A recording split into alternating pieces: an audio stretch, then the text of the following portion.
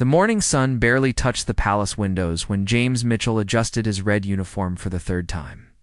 He had served as a royal guard for 15 years, but today felt different. The head of security had called him into a private meeting at dawn. Something that had never happened before. James stood at attention in the small office, watching Colonel Henderson pace back and forth. The older man's face showed deep lines of worry that James had never seen before. After what felt like hours, the colonel finally spoke. "Mitchell, I need someone I can trust completely. You've served the royal family with distinction, and your record is spotless. That's why I'm giving you this assignment." The colonel handed James a sealed envelope. Inside were instructions that made James's heart skip a beat. He was to conduct a discreet security check on Queen Camilla during the state dinner that evening.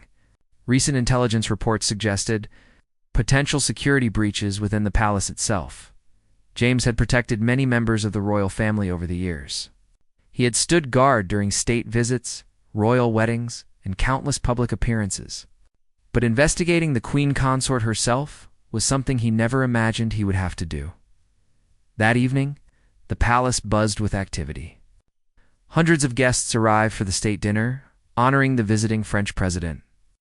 James took his position near the main reception hall, his trained eyes scanning every detail. Queen Camilla moved gracefully through the crowd, her silver gown catching the light from the crystal chandeliers as part of his regular duties. James was responsible for maintaining a secure perimeter around the royal family members. This gave him legitimate reasons to stay close to the queen without raising suspicion. He watched as she greeted ambassadors, chatted with ministers, and charmed foreign dignitaries with her warm smile. Everything seemed normal until James noticed something unusual. The queen kept touching her purse, an elegant black clutch with gold clasps. Most people wouldn't have noticed, but James had been trained to spot nervous habits and unusual behaviors. She held the purse tighter than usual, and several times he saw her glance down at it with what looked like concern. During the cocktail hour before dinner, James positioned himself near a marble pillar where he could observe without being obvious. The queen was engaged in conversation with the French ambassador's wife, but her free hand never left her purse. When a waiter accidentally bumped into her, she clutched it against her body with surprising speed. James felt conflicted. His duty was to protect the royal family. But investigating Queen Camilla felt like a betrayal of the trust she had shown all the guards over the years. She had always been kind to the staff, remembering birthdays and asking about their families. Many guards had stories about her thoughtfulness. As the guests moved toward the dining hall, James noticed the queen excuse herself. She walked toward the powder room, and James followed at a discreet distance. He stationed himself in the hallway. It's close enough to ensure her safety, but far enough to respect her privacy. When she emerged a few minutes later, something had changed. Her face looked pale, and her hands trembled slightly as she adjusted her gloves. The purse seemed heavier somehow, though James couldn't explain why he thought that. She walked past him without her usual acknowledgement. Her eyes focused straight ahead. The state dinner proceeded with all the pomp and ceremony expected of such occasions. James stood at his post near the dining hall entrance, but his mind kept returning to the queen's strange behavior. He had protected her at hundreds of events, and he had never seen her act this way before. During the second course, James noticed the queen barely touched her food. She participated in conversation when spoken to, but her responses seemed mechanical. Several times, he saw her reach down to touch her purse, which sat in her lap rather than on the table, as was her usual custom. The French president gave a lengthy speech about international cooperation and the special relationship between France and Britain. The queen smiled and applauded at the appropriate moments, but James could see the strain in her expression. Something was definitely wrong. As dessert was served, James received a message through his earpiece. Colonel Henderson wanted an update. James quietly reported what he had observed, careful to stick to facts rather than speculation. The colonel's response was brief. Continue observation. Report anything unusual immediately. The evening wore on with after-dinner entertainment in the music room. A renowned pianist performed pieces by Chopin and Debussy, while guests sipped champagne and liqueur. The queen sat in her usual chair near the piano. But James noticed she had positioned her purse on the side away from other guests. When the performance ended, guests began to mingle again. This was always a challenging time for security, with people moving freely through multiple rooms. James stayed focused on the Queen, watching as she navigated through groups of chatting dignitaries. Then something unexpected happened. As the Queen passed near a large flower arrangement, she stumbled slightly. It was barely noticeable, but her purse fell from her grip. James moved instinctively, reaching the spot in seconds. As he bent to retrieve the purse, he heard a sound that made his blood run cold. The purse was ticking.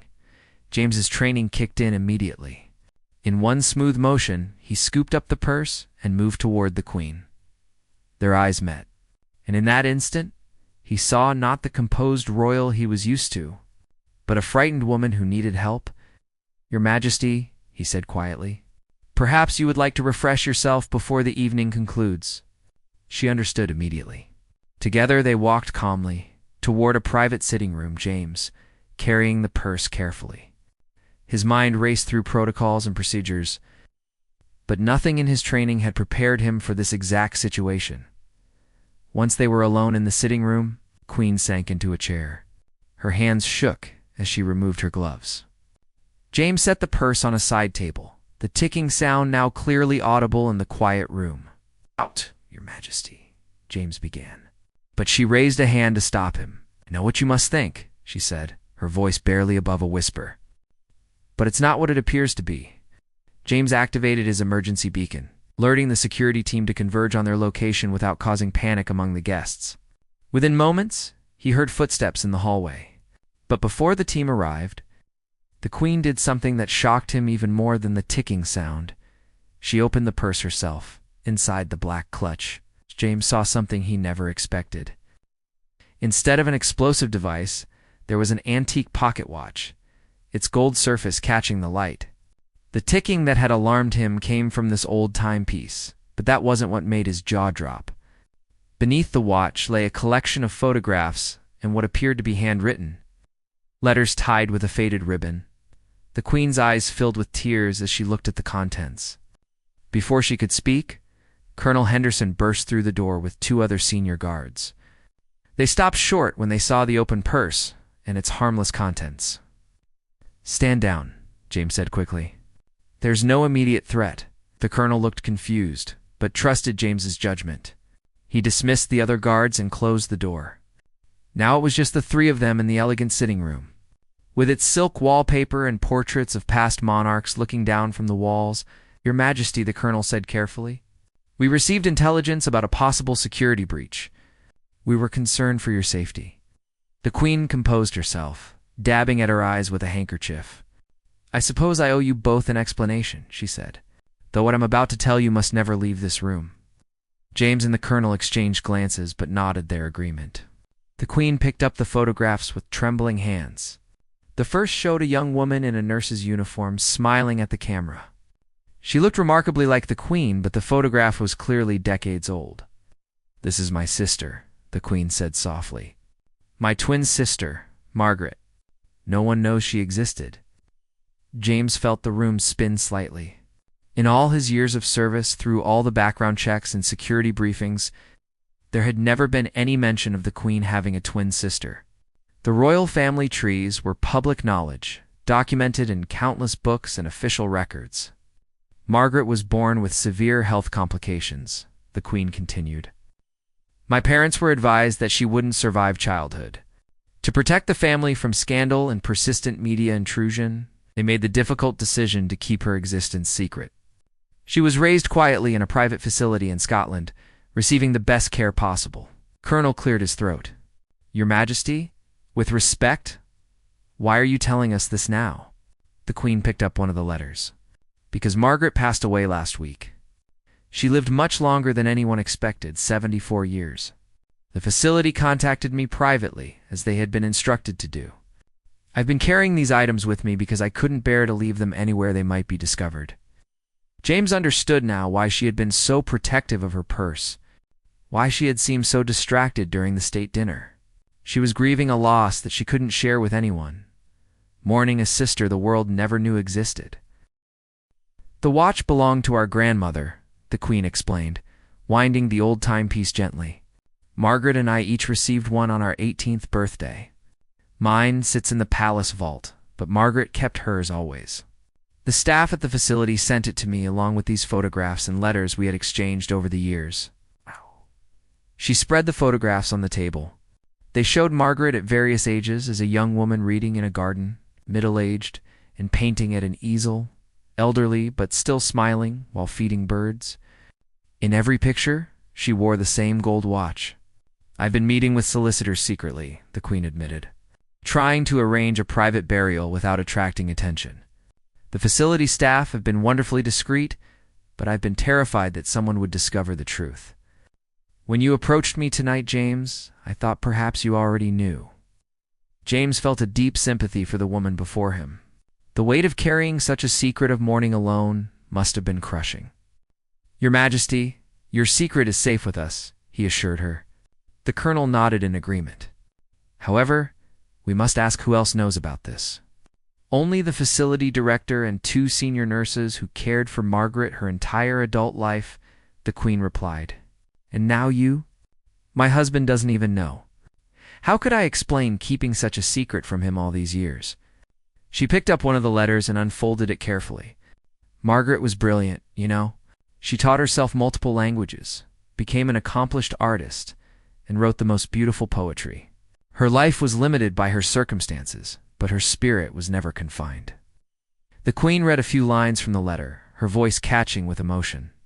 It was clear that despite the separation, the sisters had maintained a deep bond through their correspondence. The letters spoke of shared memories from early childhood, before Margaret had been sent away, and dreams of a different life. "I've been trying to decide what to do with all of this," the Queen said, gesturing to the items. "I can't keep carrying them around, but I can't bear to lock them away either. Margaret deserved to be known, to be remembered as more than just a secret." James had an idea. "Your Majesty, what if we helped you create a private memorial? Somewhere secure where you could visit without attracting attention." The Queen looked up with hope in her eyes. Could such a thing be possible? The colonel considered this. "There are secure areas of the palace grounds that aren't accessible to the public or most staff. We could arrange something discreet."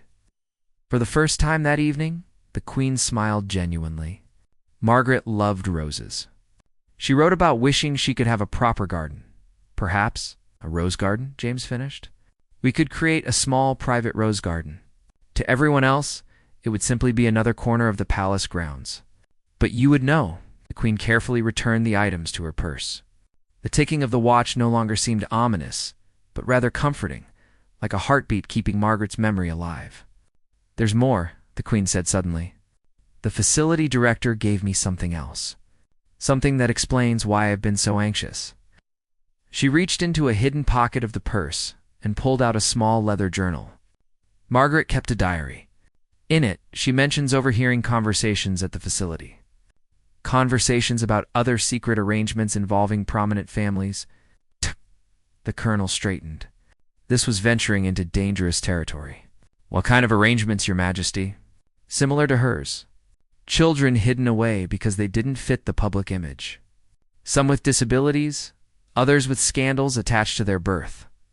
Margaret wrote that she wasn't the only one living in shadows. James felt a chill run down his spine. If this was true, it represented a much larger conspiracy of silence among the British elite. The Queen handed the journal to the colonel. "I don't know what to do with this information," she admitted.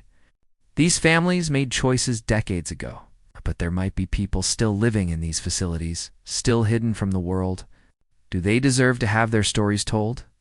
Or would exposing this cause more harm than good?" The room fell silent as the weight of this revelation settled upon them. Outside, they could hear the distant sound of guests beginning to depart, the state dinner winding down. The normal world continued, unaware of the secrets being discussed in this quiet room. "Your Majesty," the colonel said finally, "this is indeed a delicate matter. Perhaps we should involve a small, trusted team to investigate discreetly. We need to know if anyone else is aware of this information and whether it poses a security risk to the crown." The Queen nodded slowly.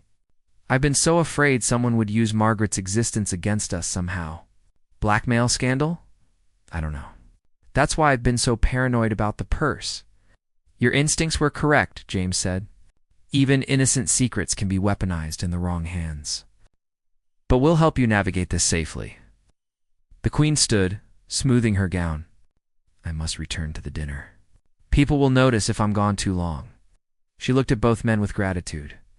Thank you for your discretion and your kindness. I've carried this burden alone for so long. She prepared to leave. She turned back one more time. Margaret died peacefully, she said. The nurses said she was looking at a photograph of the two of us as babies when she passed. She kept it on her bedside table always. With that, the Queen returned to her public role, walking back into the state dinner with her usual grace. But James noticed she no longer clutched the purse so tightly. Sharing the secret had lightened her load, even if only slightly. After she left, James and the Colonel remained in the sitting room. The implications of what they had learned were staggering. The Colonel picked up Margaret's journal, handling it like the explosive device they had initially feared the purse might contain. This changes everything, the Colonel said quietly. If there are others like Margaret, families who've been keeping similar secrets, we need to know.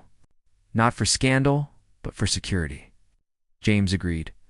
What's our next move, sir? First, we arrange that rose garden for Her Majesty. She deserves a place to grieve properly. Then we very carefully look into these other arrangements Margaret mentioned. We need to know if anyone else has this information and what they might do with it. As they left the sitting room, James took one last look at the portraits on the walls.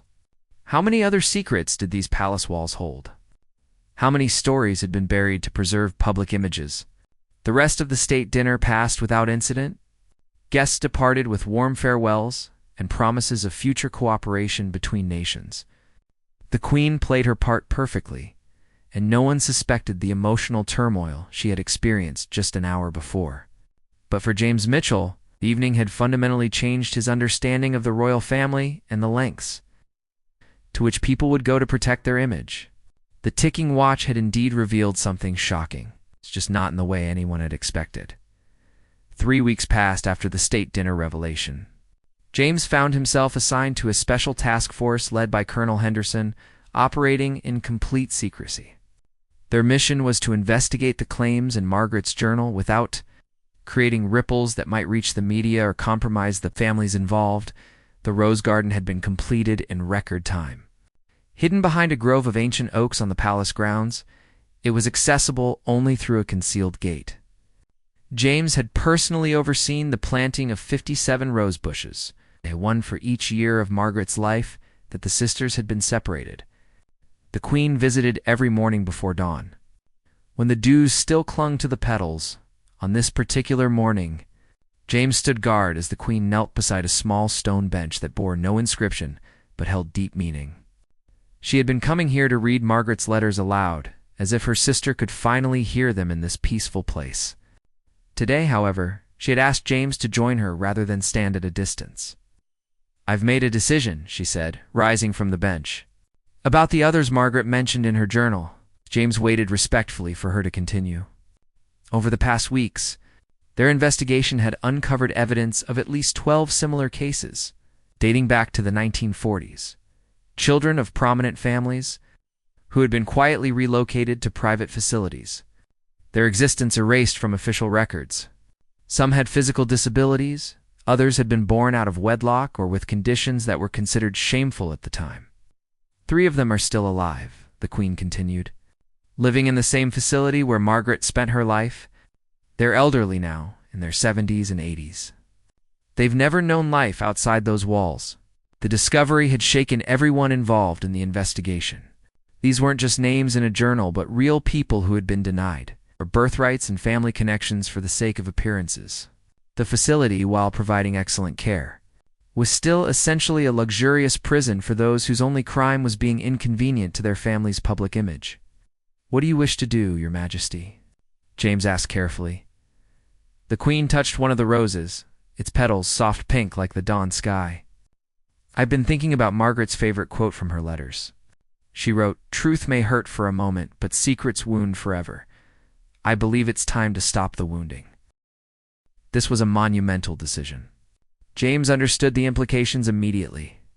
Revealing these secrets would cause a scandal that would rock the establishment, affect multiple noble families, and potentially damage the monarchy's reputation. But keeping them hidden perpetuated a cruel system that had stolen entire lives. "I've already begun making arrangements," the Queen said. "I've met privately with the 3 surviving individuals. They were Margaret's friends, her chosen family within those walls. They deserve choices about their own lives, even at this late stage."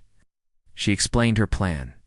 Rather than a public revelation that would turn these elderly people into media spectacles, she was working to reunite them with any family members who were willing to acknowledge them.